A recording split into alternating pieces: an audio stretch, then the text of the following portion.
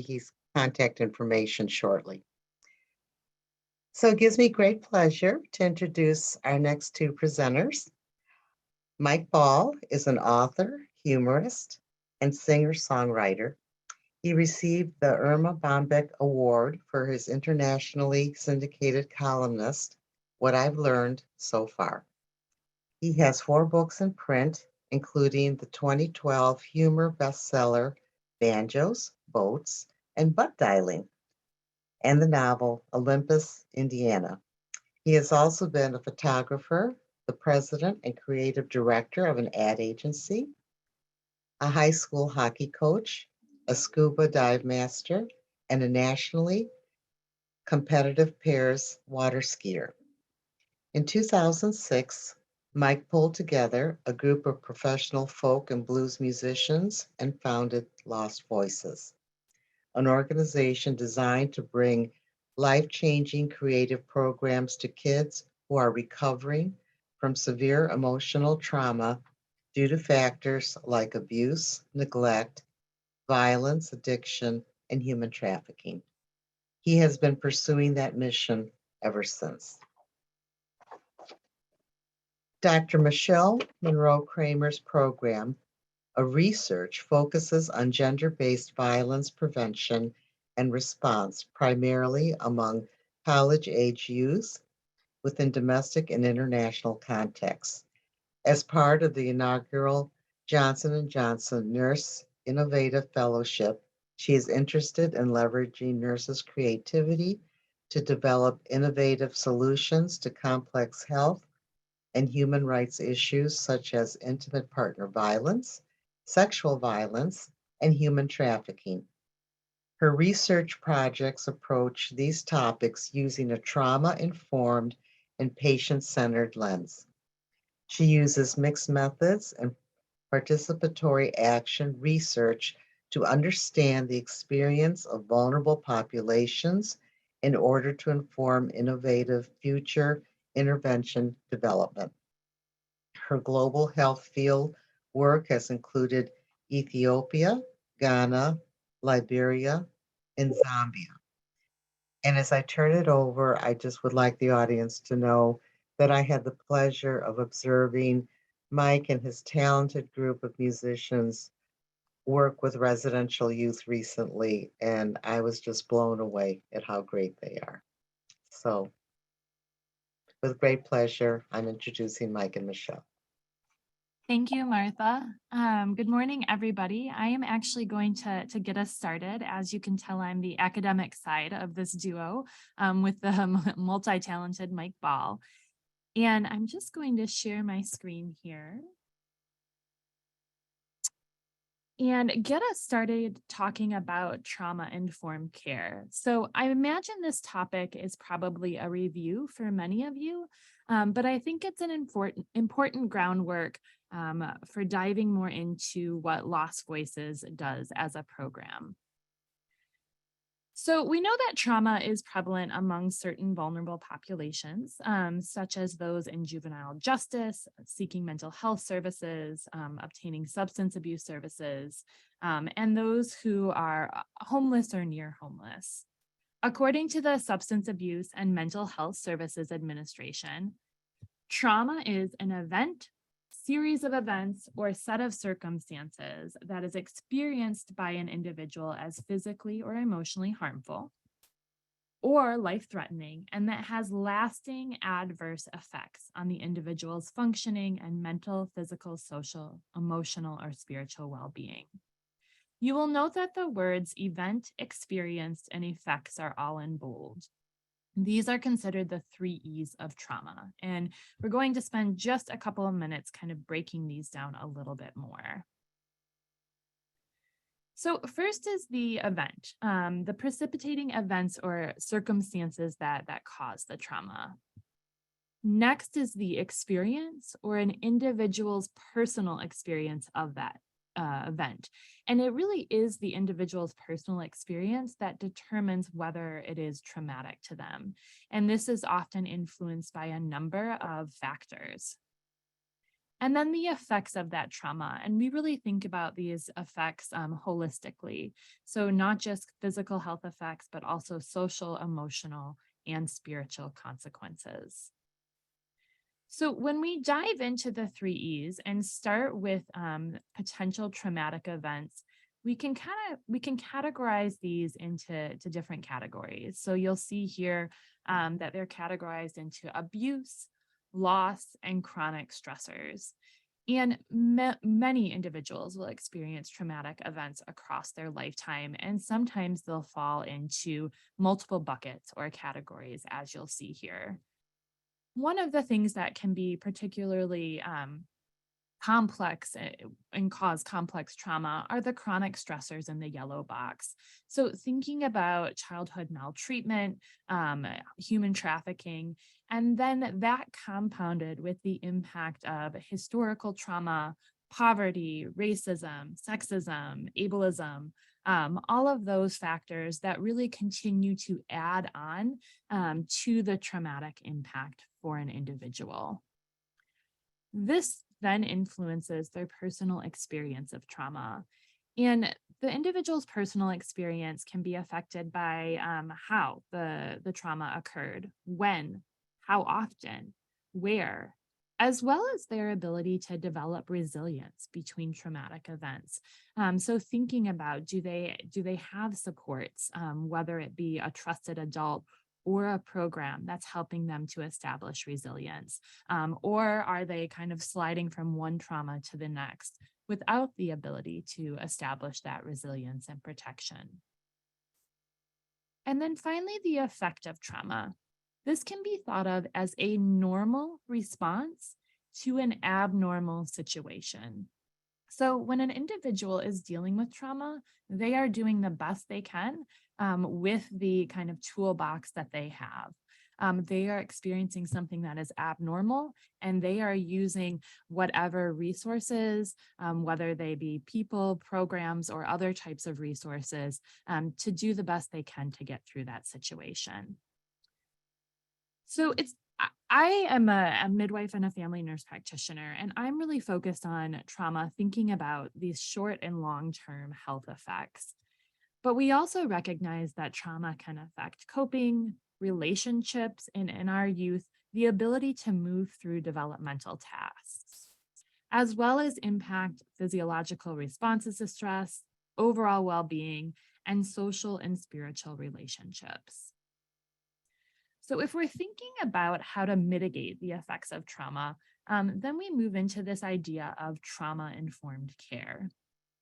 And again, according to our Substance Abuse and Mental Health Services Administration, there are the four R's of trauma informed care. So, they really like to have the three E's and then the four R's.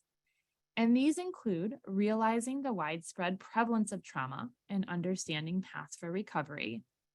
And to me, part of this is recognizing that we interact with individuals who've experienced trauma every day, whether it be in a inpatient or outpatient clinical setting, in schools, or even in programs with youth or community members. And many times we will not have individuals coming up to us and telling us they've experienced trauma. And so we have to think about utilizing trauma informed care in all of our interactions. And so this also includes recognizing that trauma affects individuals. And in the Lost Voices program, they have the opportunity to work with youth in a variety of community based and inpatient programs, specifically for youth who have experienced trauma. So when the Lost Voices team enters these programs, they know that the individuals they're working with have experienced trauma at some point in their life and are likely going to have different experiences and impacts based on that trauma. The third R is responding by fully integrating knowledge about trauma into policies, procedures, and practices. And I think on an individual level, many of us implement trauma informed care into our interpersonal practices, so into our interaction with others. but we don't often think about programs and policies and how trauma-informed care can be woven into our larger system. And then finally, seeking to actively resist re-traumatization. And so, as I walk through these next slides, thinking about how to apply trauma informed care, I'm going to focus specifically on the Lost Voices program. And I realize that you have not heard from Mike yet. And so you may not fully understand how the Lost Voices program works. But I want you to think about these principles as you continue to learn a little bit more about Lost Voices and how they've been able to implement trauma informed care. So, re-traumatization is a risk whenever patients or clients or youth are exposed to their traumatic histories without sufficient tools, support, and safety to manage the emotional, behavioral, and physical reactions. So, there are numerous ways we can cause re-traumatization. And even though it may not be intentional, it can still be very harmful.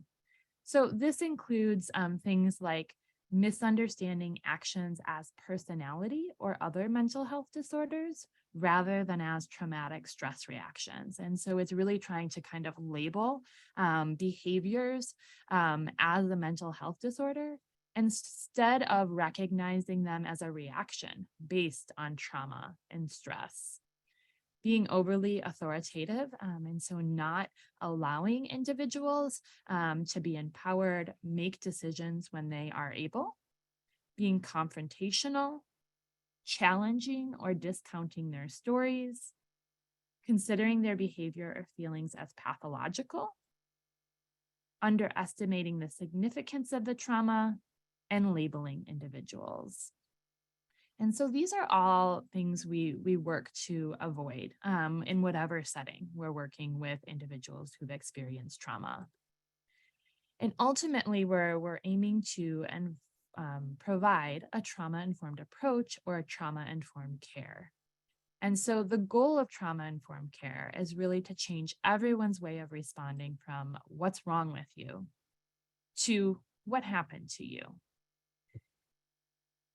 In order to do this, the Substance Abuse and Mental Health Services Administration does recognize kind of 6 key principles of a trauma-informed approach.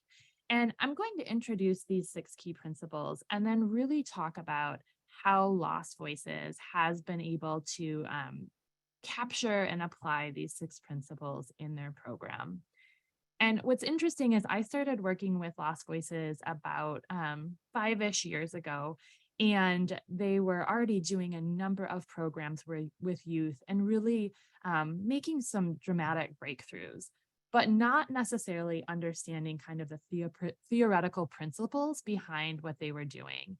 And so, as you'll see, they are definitely utilizing these 6 key principles of a trauma-informed approach. And it's something that's recognized by the youth that participate in the programs, as well as the staff that interact with the youth. They may not use the same language, but they are definitely describing the same kind of actions and behaviors. So the first key principle is providing safety. Next is trustworthiness and transparency, peer support, collaboration and mutuality, empowerment, voice, and choice, and finally, attending to cultural, historical, and gender issues. So when we think about safety, we often think about the safety of those that we are working with.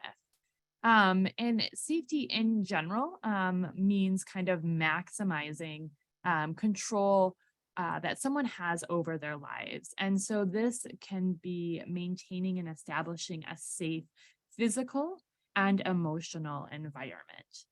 And the other piece I really like to point out here is that it's not just those that we're working with. It also has to be establishing safety for ourselves.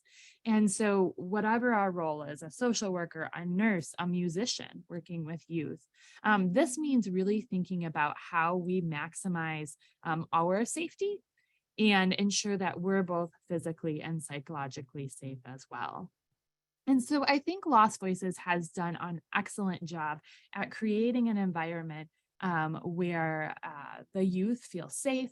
They are engaging with adults that they don't necessarily see on a regular basis, but they're empowered, they're listened to, they're heard. It is usually in kind of a community environment that is a safe space in their setting.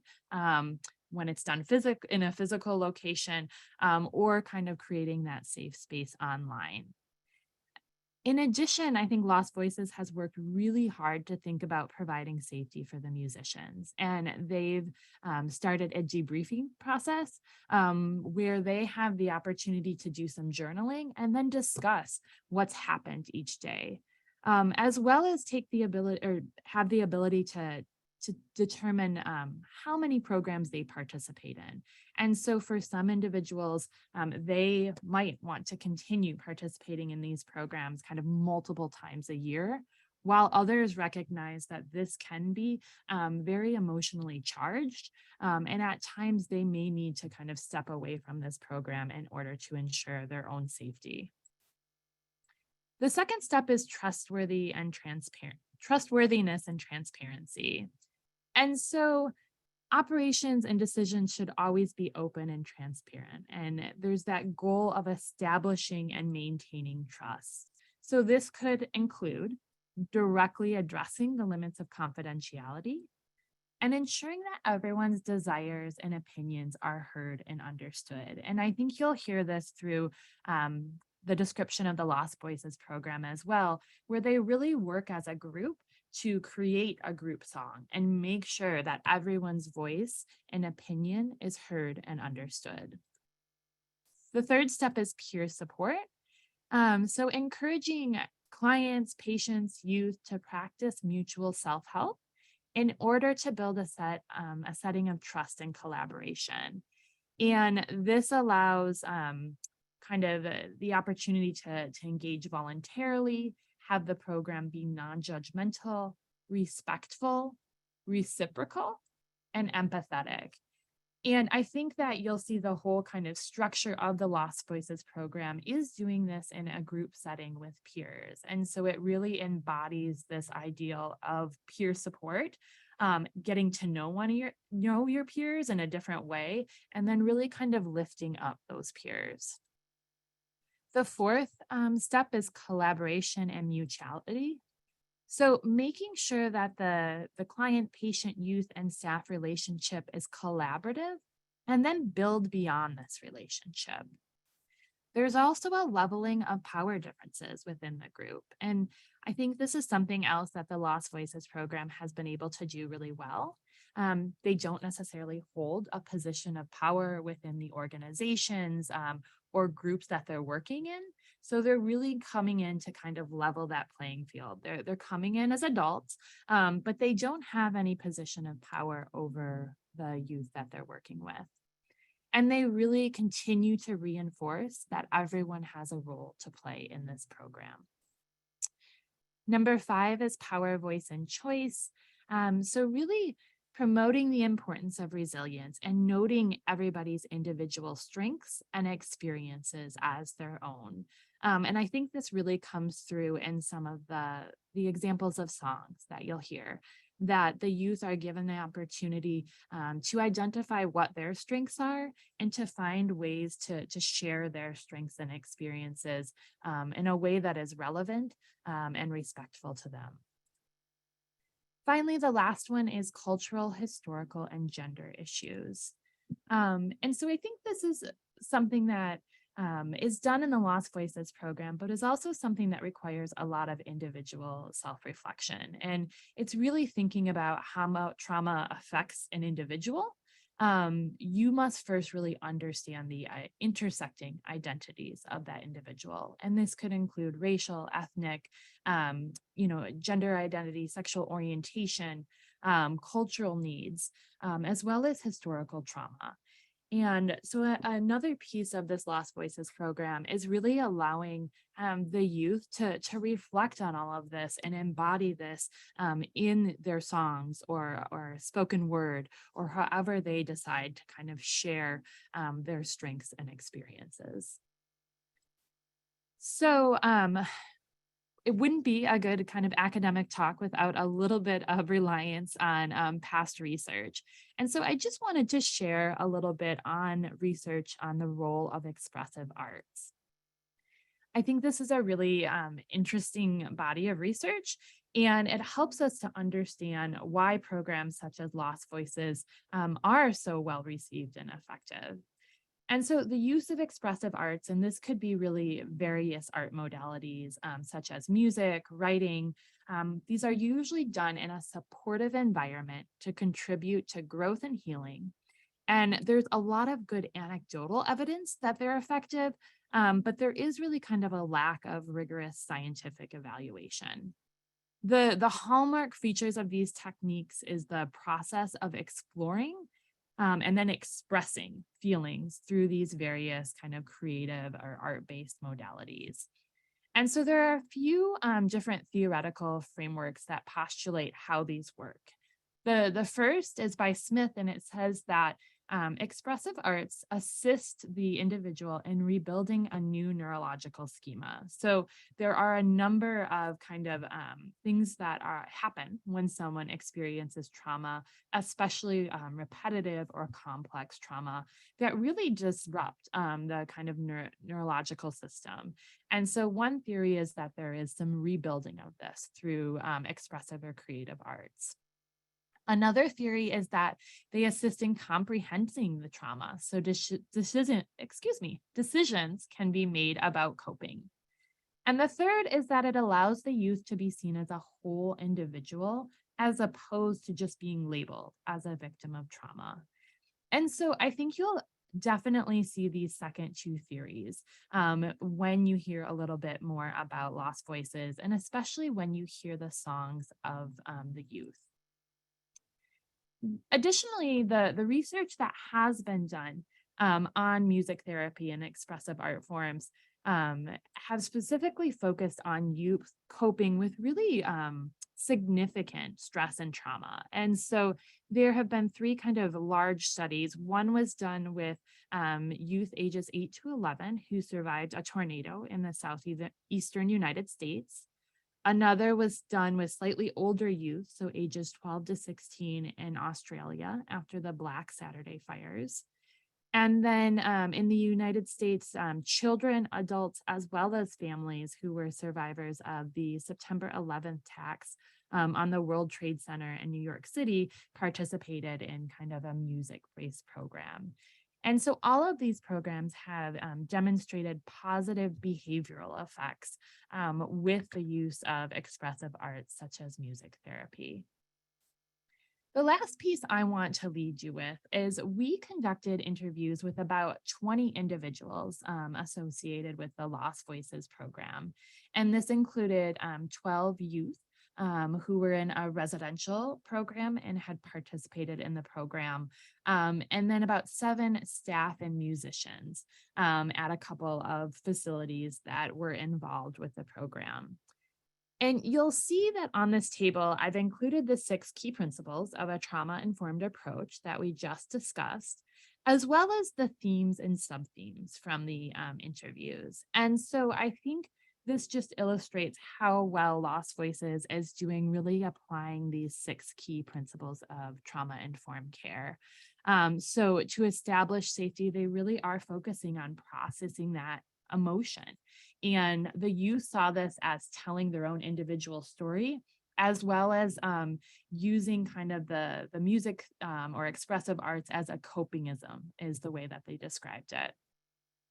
For the trustworthiness and transparency and peer support, interviewees really talked about building trust.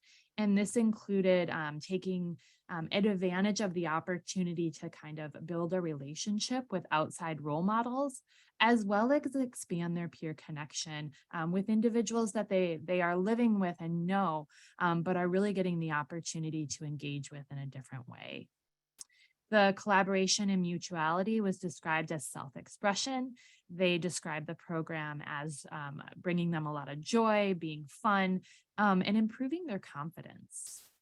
And then the empowerment, voice, and choice, and culture, historical, and gender issues were kind of wrapped up in this description of a more future orientation. And so participants talked about, and actually the staff talked about, how it really gave the youth a lot of motivation, as well as forward thinking. So they weren't just focused on kind of the here and now and what was happening every day, but what they could do in the future.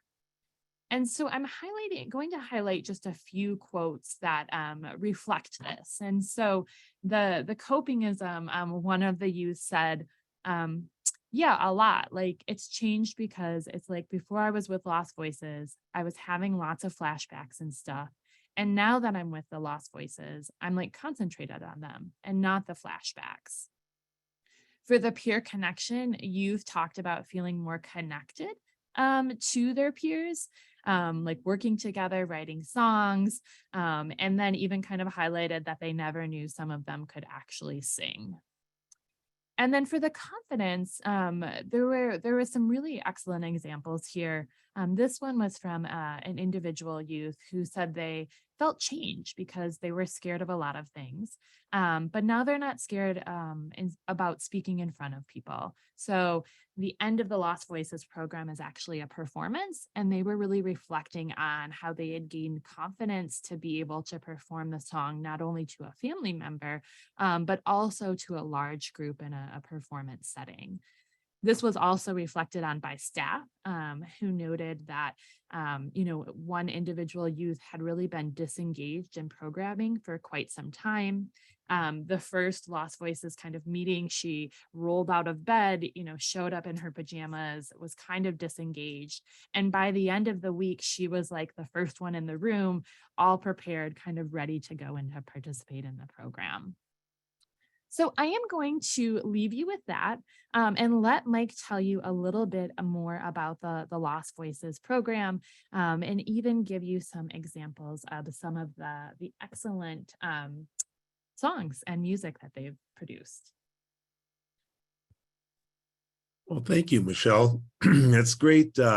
We let the smart one talk first, and then I get to be the goofball. I will tell you up front, my Wi-Fi died just during the introductions, so I'm running on a hotspot.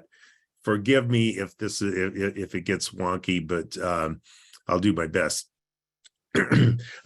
Just to finish, the young woman that Michelle was talking about, who showed up in her pajamas, she showed up for the performance, and I'm going to explain what that means. Dressed as a Greek goddess from head to foot. She had a white gown on. She had slippers that wrapped up her legs, and she was a proud goddess. It is pretty transformative. So I'm going to let you know a little bit more about how we do what we do. I was going to have this building a new neurological schema, but I thought Hope and Healing was probably just as good. So what we do, we are all a bunch of professional singer-songwriters or professional performers. That's kind of the first thing. And then we all have to have a certain mindset to do what we do. But what we do is we work with severely troubled kids. We work in residential facilities. And the point, what we're trying to do is get them to encourage them to express their feelings. We convert their words into songs in one way or another. There's a number of ways. After we write the songs with them, we put on a show. And I'll walk you through the steps of how we do that. Now, first off, all of that Michelle has been, and her group have been wonderful in helping us articulate and really understand what it is we've been doing this for 15 years. And we were using the techniques. We just didn't understand why. But it really does all boil down to one thing: what happened to you versus what's wrong with you. So the way we do this, we first go into a facility and we do an introductory concert. And you see this young guy here on the right-hand side of the stage there. That's how long we've been doing this. Those people are Josh White Jr. and Reverend Robert Jones that I was working with. And that was actually the very first Lost Voices program 15 years ago. What we need to do is introduce ourselves. and let them know the type of music we're going to be doing. What we write with them is generally folk and blues music, roots music. We don't do rap intentionally, and I'll kind of talk about that a little bit. We allow rap, but we don't go in as a rap workshop. We want to preview what we're going to do for the entire facility, all the kids there, because there will be an impact on the kids who are not in the program. That was something that was a surprise to us. And then we start talking about the final concert. We want to let them know that we're standing up there behind microphones, and in a week, they're going to be doing that too. So first off, we go into a sequence of songwriting. We will talk to the kids about, well, first off, we'll do both group and individual songs. First thing generally is we will brainstorm a group song.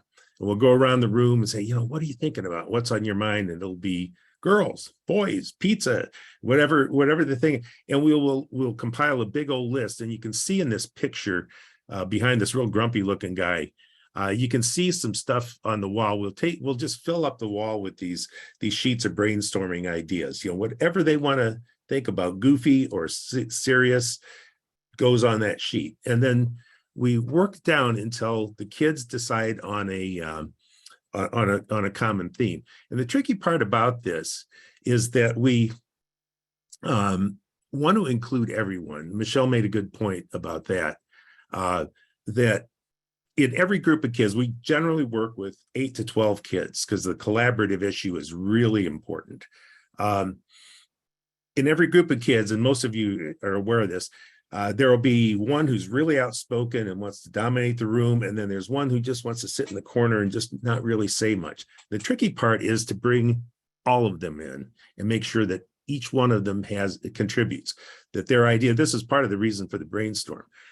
Your idea is right here, the words you saw, and I will not, I'm pleasant about it, but I won't let them off the hook. If they're over here, eventually they're going to say something.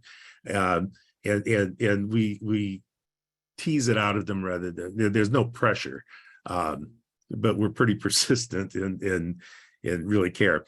Then we work on individual pieces of work.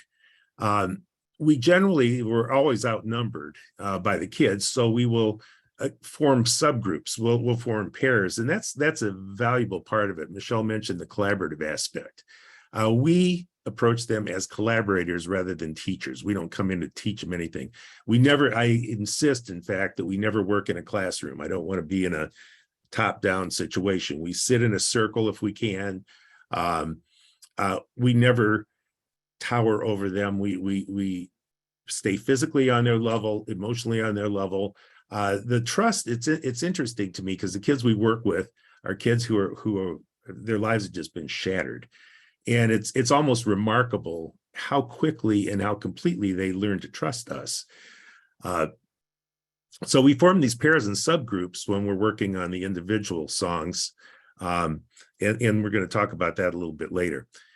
But the group song, we want to make sure that everyone buys in on every word of the song. So we'll come up with a line, and one kid will come up with a thought, and somebody else might have an idea of how we change that line or that thought a little bit. We cobble it into a line, and then I make sure that each youth in the group is in agreement with that. If they're not, well, what can we do to make it better, or is there something different we can do?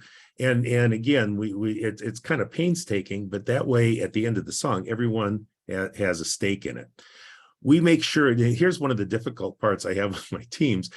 We all write for a living, and sometimes the kids will come up with a line that isn't the ideal way to say it, but that's how they want to say it. And we make sure, and I carefully train the teams, that the kids are writing the song, not us.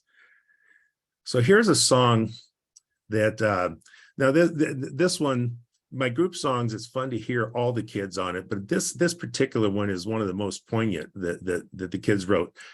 This was written by 12 girls. They were in a facility, in a program for all sex trafficked girls, teenage girls, 12. The average age is about 14 or 15, but they'd all been trafficked. And we caught, this was during COVID. We happened to catch one of the girls singing the song on a hot mic. And I just love the way she does this. So I'm going to play it for you and I'll give you the words. Could ask you for help. Would you give me all you?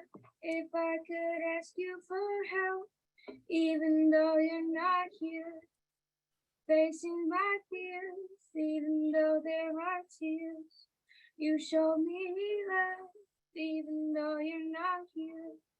You show me trust, even though you're not here. I know it's my time to take my risk and let you fly.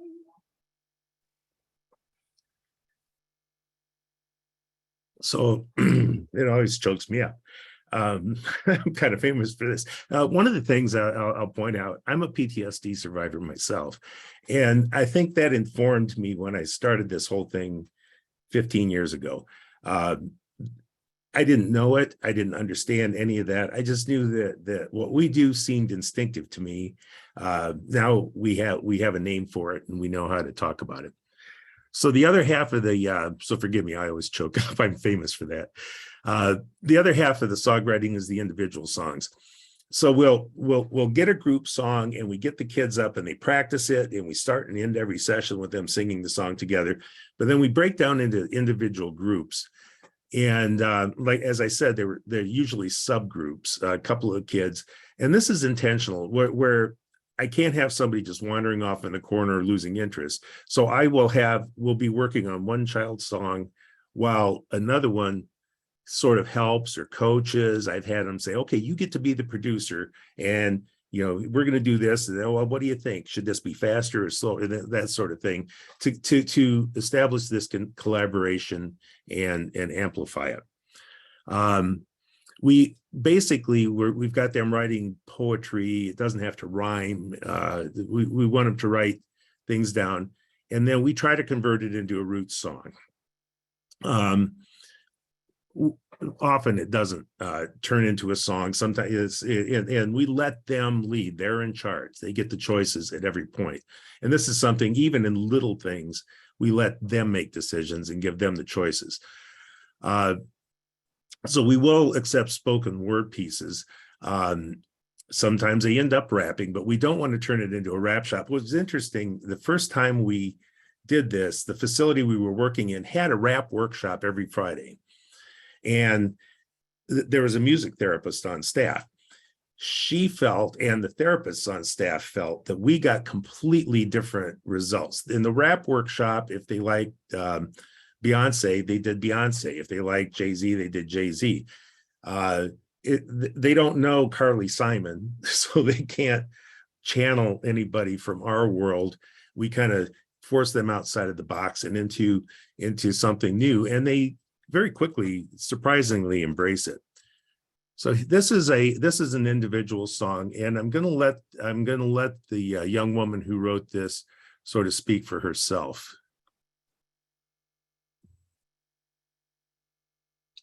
Hi, my name is Leah, and this song is for my mom that passed away when I was 7.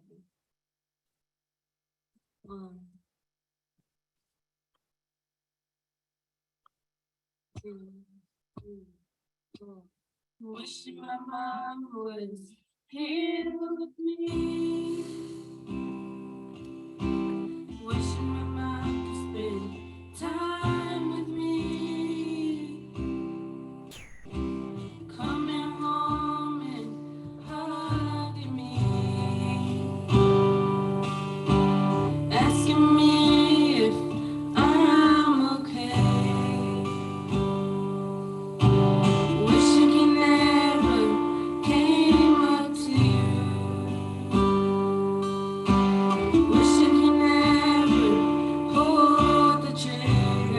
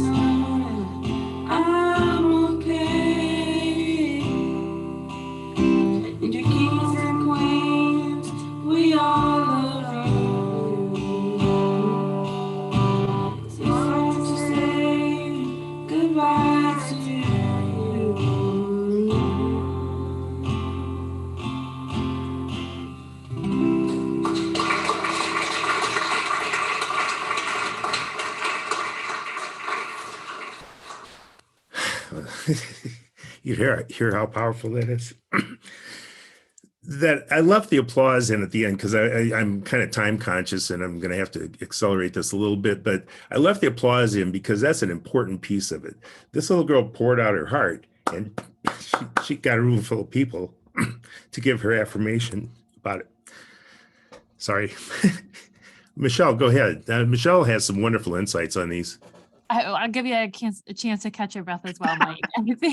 I just want to point out, going back to kind of some of the literature on why expressive arts like this musical programs might work is really allowing youth to participate in exploring their own trauma. And I think that Lost Voices gives them a chance to do that. It really kind of levels the playing field, introduces them to a type of music they may not be familiar with, and then empowers them to kind of choose how they're going to do that. And I mean, these are just a couple of the examples, but there are so many where you really see the youth telling their story how they want to. And a lot of them really include seeing them as a whole person, right? That have other interests and other strengths and other experiences beyond just the trauma.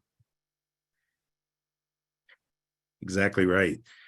Yeah, I love it when the smart one talks. It makes it so much better. So throughout the week, and I mentioned this up front, when we're on stage on that intro concert, we're behind microphones and we're standing there with guitars and we got a sound system and all that sort of thing. And we start telling them, now, yeah, you're going to do this. And they're going, no, I'm not. And we really spend the whole week getting them to anticipate performing their stuff. This shapes a target for what they're doing. It gives them something. They're all pretty sure they're not going to be able to do it. And one thing we carefully teach our people and we carefully avoid is we don't say, oh, no, it's no problem, you'll be fine. We never, ever say that, because that just belittles their feelings, right? And we never want to belittle their feelings. It's about their feelings. It's nothing else. So we acknowledge it. Hey, yeah, I know, man. I get nervous too. I've been performing since I was 7 years old, and I get nervous every time I perform. I just have learned how to channel it, and so we're going to work on it. And plus, you don't have to do it if you don't want to. Let's just practice as if you're gonna. And if we get to that moment, all you got to do is this, and I won't call on you, and because you've done the work, you wrote the song. So we show them that confidence that we know that they can do it. There's a few key things that we want to make sure that our teams all understand. We create a safe space. And this is one of the things that's going to help at the end of the week. They've been safe around us. They've been safe sharing. A lot of times we'll have enemies, people who have animosities for each other within the group. By the second or third day, those animosities are melting away because they're seeing the other kids share their own goofiness or trauma or whatever it is, but the walls start crumbling down. We do set ground rules because we got to keep the room from going completely haywire, but we're not authoritarian. We do not pose as authorities as, hey, we got to get this done, so let's work on it together here. We want to, again, this control thing. We want to make sure that they feel safe, that they're in control of everything that's happening. And I'll let them, well, what do you guys want to do next? You want to work on individual pieces? You want to work on this? Every time I get a chance to let them make a choice, I let them make a choice. And my teams are all trained in this. Physical boundaries, I'll go back up just a little bit. The physical boundaries are very important, and they can be tricky. We work with kids often that have been in transactional situations, and where they've traded sex for lunch. I mean, it's hard to. Well, you folks probably you do know that it was hard for me to come to understand all that. So sometimes me as being, if I'm the team leader, I'm the dominant male in the room. It has happened that some of these young women that have been in these situations would say, okay, I'll get what I want if I get with that dominant male. we make sure that we make physical boundaries without making them feel dirty or somehow bad. It's like you just have to make sure that they know that this is not about anything other than your feelings. What's in your heart is all that we care about, and we care a lot about that. Just bring it back. It can be tough, but we've never had a problem. Choice is a really, really powerful motivator for kids. A lot of times they've been out of control. They haven't made choices. I think Kevin's talk this morning hit on that a number of times where he just didn't have control to make choices. And all these kids have been there. So every choice they can make, we give it to them. The really important thing is to be non-judgmental. I've had kids tell me things, and I could get myself crying again pretty easily, that you really don't want to hear, that you really wish you hadn't heard, but you can't. It's their life, it's their experience, and it's what they've been through. So first off, you don't shrug it off. Geez, that happens to everybody. There's lots of kids no, never. The other thing is you can't recoil. You have to say, wow, thank you for sharing that with me. I really feel honored that you shared that with me. There you go. I forgot that was on the slide. Oops.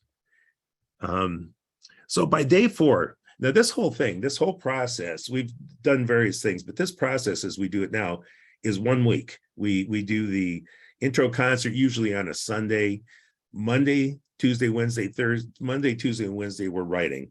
By Thursday, we've got stuff pretty much written. Believe it or not, it's everybody who's seen it. It's incredible how much we can accomplish with these kids in a week, but they will dig in and do it. We're polishing up on the individual work. We're working with each individual. Our goal is to have something from each youth in the group. We keep rehearsing the group song. Sometimes we write a second song. We've had, particularly working with the girls, with the young women, they get really motivated. I had one group that we wrote 3 group songs, plus individual songs from every kid in a week.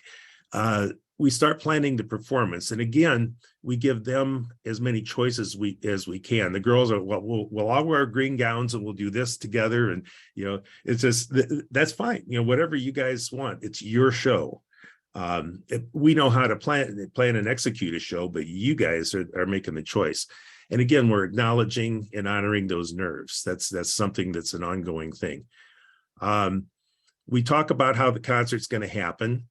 We have them rehearse. We actually even give them lessons in stagecraft. We will talk to, at the end of the song, don't just run back to your seat, stand there and accept the applause. But when you finish, take a step back from the microphone so they know you're finished. You're not just pausing, blah, blah, blah. And again, this brings them in as collaborators rather than students or any other anything. Again, those nerves, we do this. The reason we are so focused on allowing them to be frightened, allowing them to be scared of the microphones, is that it boosts their level of achievement in what we're doing. Concert day comes along and the kids are in an absolute state of controlled terror. I start hearing about Wednesday on, but it really peaks on Friday. I ain't going to do it. Can't do it. No way I can do this. And again, you don't have to. If you don't want to, that's fine. You did the work. Let's just think let's just pretend. Let's just rehearse like you're gonna. We do a rehearsal. We usually will have them show up an hour before showtime. At that time, they walk in and there's this bank of microphones. We've got a sound tech balancing everything up. It's intimidating. It's an intimidating stage, and they're going to climb up on that stage. They're climbing Mount Everest, and this is how we want them to feel about it. We will block and we'll walk through the show. Again, they're still in a safe place because they're with us, and we've created that safe space. When they rehearse that group song, they're channeling all the work that they've done and all that collaboration. It kind of starts bringing everything all together. when we show them the final running order, who's going to go first, who's going to go second, when you're now it becomes real. And again, we're reinforcing that stagecraft, how it's going to be. We're treating them like professional performers. Acknowledge those nerves. That keeps coming back. When we do the concert, as far as they're concerned, of course, I'm aging myself. Woodstock, I'm sure there's better places I could reference, but to them, this is a big deal. It doesn't matter if there's 12 people in the audience or 200, and we've had those extremes. It's big to them. It's really important to them because they are really digging in deep. We make sure that we're there with them. We'll sing the song for them or with them. We'll just play behind them. We'll play the guitar while they speak. They can just speak if they don't want any music with it. There are occasions where they don't want to sing it, but they have us sing it for them, and they'll stand next to us, or they'll stand holding each other's hands. It's this mutual support is incredible. The amazing thing is, with all those nerves, and as tough as we make it, or as tough as it looks, probably, I don't have accurate statistics, but nearly every kid, I would say more than 90%, probably maybe much more than 90%, will actually walk up to that microphone and do their work, or perform their piece. The collaboration that we've nurtured through the week will carry on to that stage. One of the early programs we did, we had two young girls who I had put together in a group with me. We were working together. Halfway through, one of them said, we don't really like each other very much. See that gray tooth there? She broke that tooth. She punched me in the mouth. I'm going, oh God. I'd say, well, do you guys still want to work together? Yeah, I guess. During their show, those two were holding each other's hands, supporting each other. Here I go, yeah. We keep the kids in the spotlight. The thing that's important, and it's tough for us as performers because we're all hams. We want to be in the spotlight. We want to be, we make sure that the focus is on them, that they feel that they understand that they are the most important thing at that moment. And knowing that could be very difficult for kids, we make it very safe for them. We make sure that it feels safe at all times. This show is theirs. So just sort of a wrap-up overview of what we do. We nurture that controlled chaos from day one. One thing about kids who are trauma survivors, and this is something I think Michelle touched on beautifully, they can be very unpredictable. We have in our training program a slide that Michelle provided for us that shows a CAT scan of the brain of a severely traumatized child, and you can see how they're changed. They will react strangely sometimes, and we kind of nurture that. We let that express itself. We kind of try to keep it under control, but we let it express itself. This is their time. That we're not doing this for us. We're doing it for them. We never teach. We listen. We never question either. This is something that Kevin was talking about, asking the right question. We don't question them. We don't interrogate them at all. They will tell us as much or as little of their truth as they care to share with us. Again, we let them make choices every time there's an opportunity, and we stay safe. We need to make sure that everything stays safe. Children will trigger. They will, things will happen and they will trigger. We expect that. It could be it could be terrifying for the team, but we know how to deal with it. We rely on staff. At the end of it, a couple of weeks, we also record the shows. So a couple of weeks after the program, we will go back and have pizza with them. There was no structure whatsoever to this whole thing.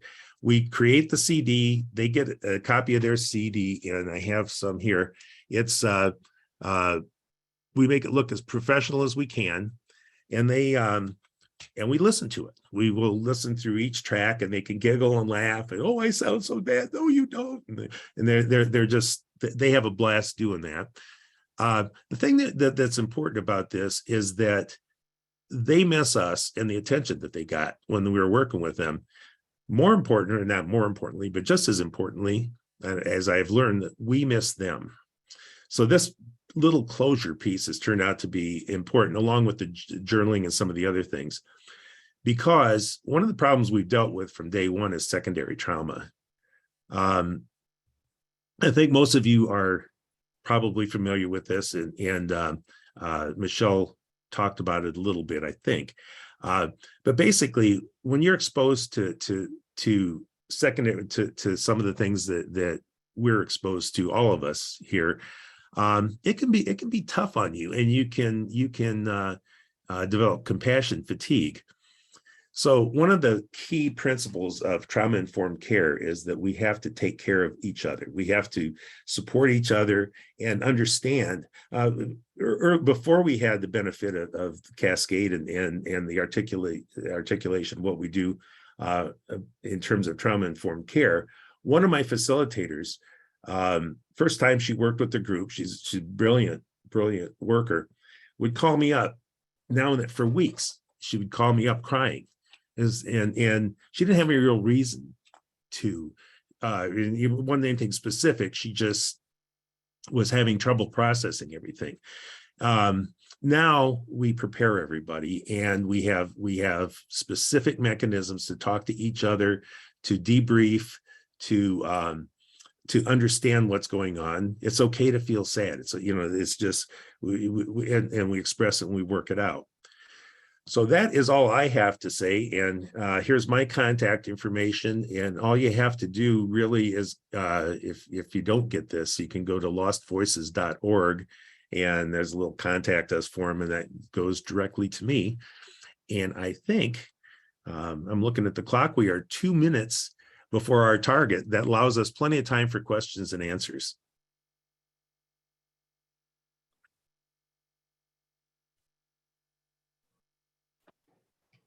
Thank you, Mike and Michelle. We have a lot of questions here, so let me start. Good stuff. Okay. All right. So not a question, but a reflection. I worked as a residential staff where Lost Voices was part of the programming. I was able to witness the transformation of the residential youth from beginning to end. One of the parts that stuck out to me the most was that elimination of power that Lost Voices does not participate in. The act of taking away the control of forcing youth to participate is a huge benefactor for the entire process. Allowing them to have an opportunity to create their own narrative in their individual pieces, as well as their collaborative group song, gave them so much power about their real life story. I get emotional reflecting back on how this process truly has helped the youth on their own healing journey. I thoroughly enjoyed seeing the transformation, and I'm so happy to see that this program is getting the light it deserves during this conference. I hope that this program continues to flourish and continues to reach out to more high ACE youth in our communities. The next comment says, beautiful. And then, wow, that is powerful. You are a wonderful, passionate, kind, and talented man. Are these concerts open to the public? I think this is amazing and would love to come out and support. That's a great question. So working in residential treatment centers, they're typically not open. They're not open to the general public. However, it is possible to bring people in as guests very often. We have one coming up in November at Vista Maria in Dearborn Heights. So if you reach out to me, I'll be happy I can get you an invitation to come to the concert. I don't have the date in front of me, but it's I think the week before Thanksgiving or 2 weeks before Thanksgiving in November. It'll be on a Friday evening. The next comment says, "Thank you so much for the heart-centered work that you all are doing." And then thank you for what you do. And that's what we have so far.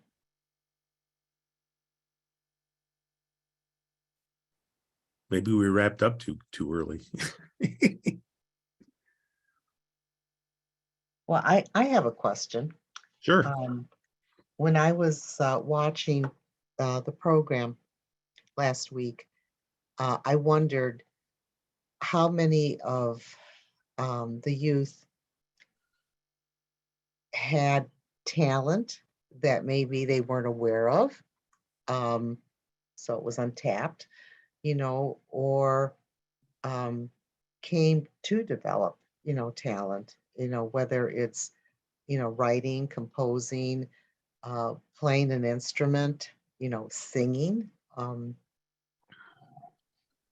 Well, that's an excellent question. We haven't had that. Martha saw us working with a bunch of young boys at Methodist Children's Home, and there's a kind of a range of developmental disabilities with those kids. There's really a range of things going on with them. They're a tricky group. they were rambunctious, and but there's a couple of things happening there. One of the kids had a guitar. When we started working there, this one kid had an electric guitar and he took it everywhere, and he had a little pig nose amp that he'd plug in and he'd just wail away. He didn't really have any training at all, but he had some definite chops. And pretty soon everybody wants a guitar. And one of the other youth has a guitar that he carries around, and decided that he wanted to play it for himself. He didn't want us playing for him. He wanted to do the music. So we don't have time. We have a 1 week program. We don't have time to give him 2 years of guitar lessons. But this is actually something I'm trying to put together, is an ability to send a guitar teacher into these facilities to help as a separate thing. That's a really ongoing thing. But what we did do with him, and Martha, I think it worked out pretty well. We taught him one chord, an E chord, and he's got a really excellent rhythm. He has a really good stroke on the guitar with the pick, and keeps just superb time. And so he banged away on that guitar and sang his song. And I think it worked. I thought it was really quite good. So it's kind of an evolving process. We've had kids turn into divas. Had a young girl during COVID. We did a session with a young girl, part of the Samaritas organization, and she was just an absolute diva. She wrote probably 5 or 6 songs, probably more. She had already written a bunch of songs. She played the guitar really quite well, and so that's there. We have people learn that they can sing. We have had, and we'll also have kids that right up front, I'm a great singer and I'm going to sing. And that's fine. Take it however it comes, and build on it and acknowledge it. The one thing I would add there is we did interviews with the youth, and it was quite funny to find how many decided they could be like a YouTube star or a social media star after participating in this program. There were other more serious answers. Like one of the youth reflected on how she could potentially use song and music with her own children in the future, as far as like singing to her future children. But many of the younger ones were quite excited to think about their future social media careers. So another question is, do you travel throughout Michigan? We do. We will go anywhere, and we will go anywhere there are kids. We've worked. Let's see. We've worked in Marshall. We've worked Wedgwood Christian Services over in Grand Rapids. Marshall is the youth detention center over there. There's another place that's name's escaping me. It'll pop into my head in that area. We worked at Oakland Children's Village 10 years ago, and I am thrilled that that we've now got funding to go back up there in January. We're going to be back up at Oakland Children's Village. Those are kids that's an incarceration facility. I will tell you, we started this entire thing at Maxie Boys Training School and Adrian Girls Training School, which are both maximum security lockups for teenage offenders. There's no kid born bad. I could tell you, I had to actually have that conversation with one of the kids I was working with. He said, I've always been a bad seed. No, you haven't. You were not born bad. Things happened to you that brought you to where you are. And other things, better things can happen. Maxie Boys and Adrian Girls are unfortunately no longer with us. I thought they were very, very valuable facilities. Other people may have different opinions. I thought they did a lot of good for kids who really, really needed support and help rather than being locked up. The girls are in Huron now, and the boys are in the Thumb. They're in prison, and supposedly, don't get me started. It's a soapbox for me. We worked at Vista Maria Methodist Children's Home. I'm sure there's someplace I'm forgetting. My goal is to have this eventually be national. I'd like to and this is where Michelle's and Cascade's training has just been beyond valuable.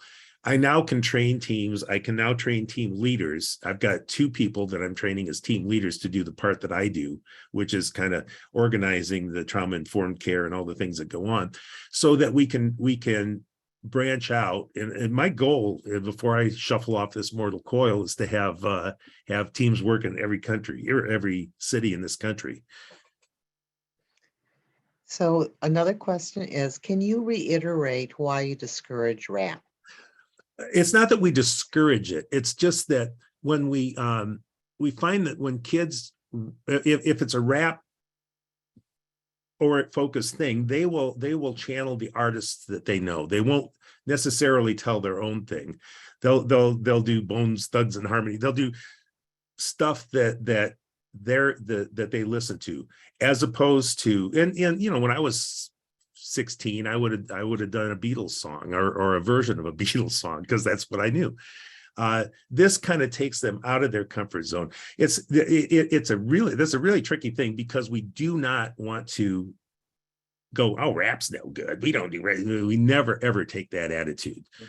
What we do is try to channel it away from the just going into their familiar turf, and keep them on kind of unfamiliar ground where we can support them, but that it goes back to their feelings versus Beyonce's feelings.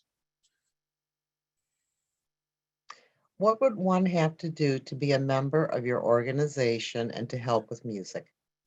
Contact me and we'll talk. You need to be a confident performing musician. Part of this that really works is that we all have stage presence, and we all know how to work a crowd, and that communicates to the kids. They don't, we're not stars that they've heard of. I've had some stars that they still didn't hear of, but the work with them, but that communicates to them. They know that we have performance charisma, and that's important. You have to have the right point of view. If you're in this conference, I'm pretty sure you have the right point of view. You have the right heart to do it. But contact me and we'll talk. Okay. Do you only work with residential youth? So far, yes. We've worked with, we don't have any facility to do one-on-one. We don't have a place where kids would come to work with us. That's just totally out of our scope. We want a place where there's a safe environment and a controlled environment, because we just aren't prepared to set up all of that. We are trying to branch out into to work with foster youth in foster homes. The problem with that we've had is that their schedules are pretty scattered. The residential youth, everything's pretty organized. And we kind of rely on, we are not therapists. We kind of rely on a therapeutic approach at the facility. I call it adjunctive therapy. That's probably somebody uses that word. We help the therapists. One of the first things that happened to me when in our first program, we were walking out of Maxie, and a guy stopped me in the hall and he said, "Excuse me," he said, I'm a therapist, and I've been working with that guy over there. He said something a little saltier, but for 2.5 years. He said, he showed me more in 2.5 minutes on your stage than he did in all that time in my office. He said, "You've opened him up so that to find new channels. I want to shake your hand." And over the years, I've come to realize that what we do, we're not therapists and we're not magicians. What we do is we come in from a different direction. Again, I said it earlier, these kids are transactional. So you're sitting across from the therapist. Well, what do I have to say to get what I want? And every therapist knows that's part of their job, and it's tough. With us, we got nothing. They got nothing to gain from us or lose to us, other than we want to share their ideas, and they'll just go in different directions with us that then we can hand them back to the therapist, maybe with some new possibilities. We don't supplant the therapist in any way. But we support them. And that kind of guides. It's the residential facilities that have a therapeutic bent where we do best.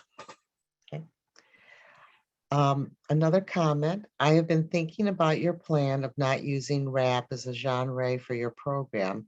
It made me wonder about the connections between breathwork and the more traditionally melodic styles of music that you use. Having played and sang in ensembles before, I have to think that the chords and harmonies can have a significant healing and connecting impact. Oh, that's powerful. That's wonderful. I'm going to have to, I don't know if I can copy and paste that, because I want to know about that. Would you please, if you don't mind, send me that comment, because that really is powerful to me. There's something I learned. I read an article. There's a little sonic thing that researchers have found in every culture. If you go to Japan, you'll hear kids doing this. They went into the Amazon, and among a tribe that no one had ever heard of before, they found this melody, and it's kids going na na na na na na. They were dancing. These tribesmen children were dancing in a circle, going na na na na na na, which really reinforces that whole idea of melody as kind of a universal and a central thing to me. I don't know how to process that, but seems pretty important. Okay. And then we have a few more comments. This does not make sense since kids can have favorite musicians in any genre. So why think of rap in this way versus other genres? Again, we're not putting down rap. We just want them not to be working in terms of their favorite artist in this instance. We're delighted to hear about their favorite artists, and we and we certainly acknowledge that. We just don't want them to channel their favorite artists, and that's the whole point. And it, like I say, it's tricky. Michelle? I was just going to add, I mean, I think an example I saw was a group wanted to do try to do a pentatonic song, right? And so they were so focused on the rhythm and the melody that they lost kind of sight of the words and sharing their, own emotions and feelings. So I think it's less about the genre of music, but more kind of having them find a way to connect and explore their own emotions versus just kind of reiterating a song that they might be familiar with. Because there have been students that have done more of youth that have done more of a spoken word or rap. But again, it was really channeling kind of their own experiences and feelings versus an artist's. And I'm going to read these last two comments quickly because we've reached the end of our time. I think this is amazing. I myself am a musician playing and singing in church and play in my college jazz band. Music has been my coping mechanism for years. from my time when I was in foster care and will continue to play a big part in my life. Along with my MSW, I also have a music degree and fully believe music can play a huge part in recovery and being able to express our emotions in a more healthy manner. Thank you for sharing your program with us. And then the last comment is music is a great therapeutic form of healing. Thank you. And with that, thank you, Mike, and thank you, Michelle. We are going on our last break, and we'll see you in 15 minutes.